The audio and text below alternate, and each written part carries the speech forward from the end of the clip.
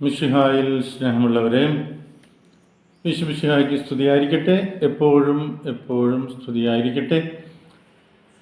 യോഹന്നാൻ്റെ സുവിശേഷത്തിൽ 1-ാം അധ്യായം 16-ാം വാക്യത്തിൽ ഇങ്ങനെ നമ്മൾ വായിക്കുന്നുണ്ട്: അവൻ്റെ പൂർണ്ണതയിൽ നിന്ന് നാം എല്ലാം കൃപയ്ക്കുമേൽ കൃപ സ്വീകരിച്ചിരിക്കുന്നു.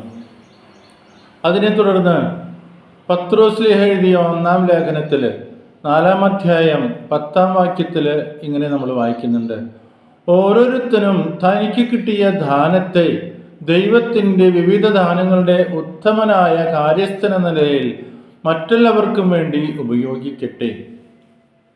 പരിശുദ്ധ കന്യകാമറിയം കൃപയ്ക്കുമേൽ കൃപ സ്വീകരിച്ചപ്പോൾ 2 പ്രധാനപ്പെട്ട കാര്യങ്ങളാണ് ഉദ്ധരണം ചെയ്തത്.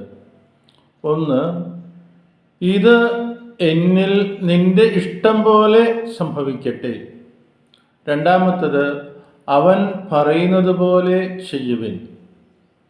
കൃപയ്ക്കുമേൽ കൃപ സ്വീകരിച്ച വ്യക്തി എന്ന പരിപൂർണ ബോധ്യം പരിശുദ്ധ അമ്മയ്ക്കുണ്ടായിരുന്നു.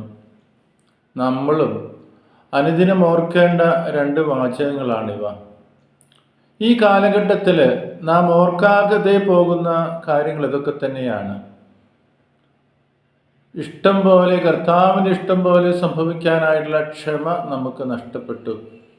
അവൻ പറയുന്നത് പോലെ ചെയ്യുവിനെന്ന ശ്രവിക്കാനായിട്ടുള്ള സമയം നമുക്ക് നഷ്ടപ്പെട്ടു. നമ്മളൊക്കെ ചിലപ്പോൾ ആത്മീയ അൽഷിമേഴ്സ് എന്ന രോഗത്തിൽ നമ്മൾ കടന്നുകൂടിയിട്ടുണ്ട്. എല്ലാ ദിവസവും ഉറങ്ങാൻ പോകുന്നതിന് മുൻപായിട്ട് ഈശോയെ നോക്കി നാം പറയണം: അവിടുന്ന് എനിക്ക് നൽകിയതെല്ലാം സൗജന്യ ദാനമാണ്. ഇപ്പോൾ ആയിരിക്കുന്ന അവസ്ഥയിലാണ് എന്ന് നമ്മൾ മനസ്സിലാക്കണം.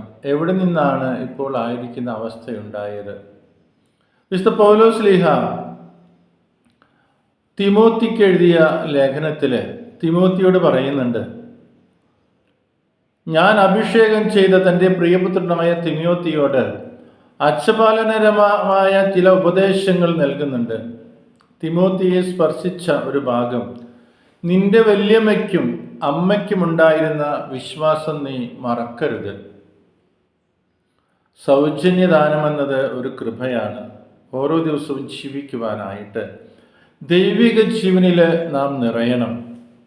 പലപ്പോഴും നമ്മുടെ കുടുംബങ്ങളിൽ അമ്മമാർ പറയുന്നൊരു വാചകമാണ്: ഞാൻ പാത്രം കഴുകി മടുത്തു, അല്ലെങ്കിൽ ക്ലീനിങ് ചെയ്ത് മടുത്തു.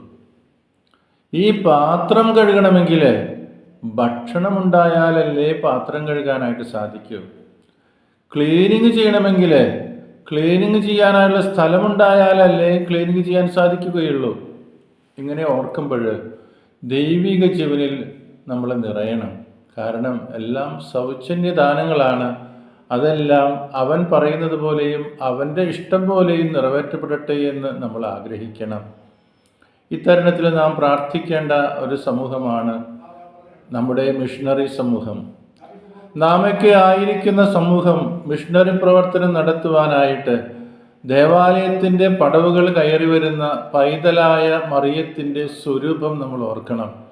മറിയത്തിൻ്റെ മാതാപിതാക്കൾ വിശ്വാസത്തിൽ അനുസ്മരണിച്ചുകൊണ്ട് അവരുടെ കരങ്ങളിൽ നിന്ന് ശിമയോനും അന്നയും ദൈവത്തിൻ്റെ മകനെ സ്വീകരിക്കുന്ന രംഗം നമുക്കറിയാം. ലൂക്കായുടെ സുവിശേഷത്തിൽ 2-ാം അധ്യായം 26-ാം വാക്യത്തിൽ നമ്മൾ വായിക്കുന്നുണ്ട്: കർത്താവിൻ്റെ അഭിഷിക്തനെ അവരുടെ കയ്യിൽ കൊടുക്കുകയാണ്. പരിശുദ്ധ അമ്മയായ മറിയം ദേവാലയത്തിൻ്റെ പടവുകൾ കയറിയിട്ട് ഉണ്ണിയെ നമ്മുടെ ഓരോരുത്തരുടെയും കയ്യിൽ ഏൽപ്പിച്ചു തരികയാണ്. യോഹന്നാൻ്റെ സുവിശേഷത്തിൽ 1-ാം അധ്യായം 1-ാം വാക്യത്തിൽ നമ്മൾ വായിക്കുന്ന വചനം ദൈവമായിരുന്നു.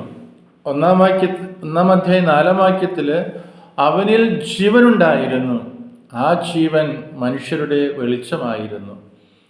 ആ വെളിച്ചത്തെയാണ് നമുക്ക് സൗജന്യ ദാനമായിട്ട് തന്നിരിക്കുന്നത്. നാം കൊടുക്കേണ്ടതും അത് തന്നെയാണ്. 2026 വചനവർഷമായിട്ട് ആചരിക്കുമ്പോൾ പരിശുദ്ധ അമ്മ നമ്മോട് പറയുന്നത്: നിങ്ങൾ ഓരോരുത്തരും വചനം കൊടുക്കുന്ന മിഷണറിമാരാണ്. നാം ഓരോരുത്തരും ഈ വചനത്തെ സൗജന്യ ദാനമായി സ്വീകരിച്ച് സൗജന്യമായിട്ട് നമുക്ക് കൊടുക്കാനായിട്ട് സാധിക്കണം. അപ്പോൾ ഓർക്കുക, ഇത് എന്നിൽ നിന്റെ ഇഷ്ടം നിറവേറപ്പെടട്ടെ, അവൻ പറയുന്നത് പോലെ ചെയ്യുവിൻ. നമുക്ക് പരിശുദ്ധമ്മയുടെ അനുഗ്രഹങ്ങൾ നമുക്ക് സ്വീകരിക്കാം. ദൈവം നമ്മളെ ഓരോരുത്തരെയും അനുഗ്രഹിക്കട്ടെ. പിതാവിൻ്റെയും പുത്രൻ്റെയും പരിശുദ്ധാത്മാവിൻ്റെയും നാമത്തിൽ ആമേൻ.